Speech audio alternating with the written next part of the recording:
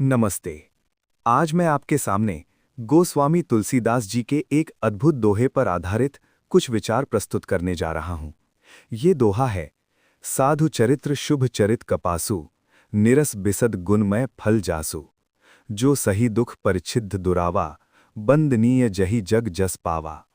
ये दोहा संत के चरित्र की तुलना कपास से करता है, और ये तुलना इतनी गहरी और सटीक है कि ये हमें जीवन का एक महत्वपूर्ण पाठ सिखा जाती है। आइए इस पर थोड़ा और विचार करें। सबसे पहले कल्पना कीजिए एक कपास के पौधे को। कपास का पौधा हमें क्या देता है? वह हमें रुई देता है, जिससे धागे बनते हैं, और उन धागों से कपड़े। ये कपड़े हमारी नग्नता को ढकते हैं, हमें ठंड और गर्मी से बचाते हैं, और हमें सम्मानजनक स्वरूप प्रदान करते हैं। अब विचार करें एक संत के चरित्र पर। संत का जीवन भी कपास के समान होता है। जिस प्रकार कपास का पौधा स्वयं धूप, वर्षा और कीटों के कष्ट सहकर भी हमें कोमलता और उपयोगिता प्रदान करता है, उसी प्रकार संत भी अपने जीवन में अनेक कष्टों, निंदाओं और बाधाओं को सहन करते हैं। वे इन सब कुछ चुपचाप सहते हैं। कपास का एक और गुण है, वो स्वयं तो मैला हो सकता है, लेकिन दूसरों को स्वच्छ और सुंदर बनाता है। संत भी कुछ ऐसे ही होते हैं। वे दूसरों के अवगुणों, उनकी कमियों और उनके रहस्यों को अपने भीतर छिपा लेते हैं, उन्हें उजागर नहीं करते। वे दूसरों की गलतियों पर पर्दा डालते हैं, उन्हें सार्वजनिक नहीं करते, बल्कि उन्हें सुधारने का अवसर देते हैं।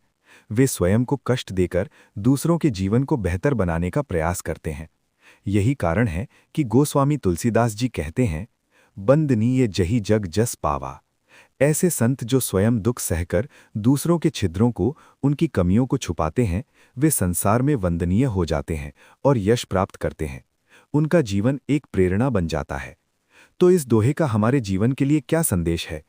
ये हमें सिखाता है कि हमें भी अपने जीवन में कपास और संत के गुणों को अपनाना चाहिए। हमें दूसरों की कमियों को उजागर करने के बजाय उन्हें समझने और उन पर पर्दा डालने का प्रयास करना चाहिए। हमें दूसरों के प्रति दयालु होना चाहिए, भले ही इसके लिए हमें स्वयं कुछ कष्ट उठाना पड़े। अगर हम सब अपने जीवन में इस छोटे से संदेश को उतार लें, तो हमारा समाज कितना सुंदर और सामंजस्यपूर्ण हो जाएगा। आइए हम सब संत और कपास के इस महान गुण को अपनाएं और एक बेहतर समाज का निर्माण करें। धन्यवाद।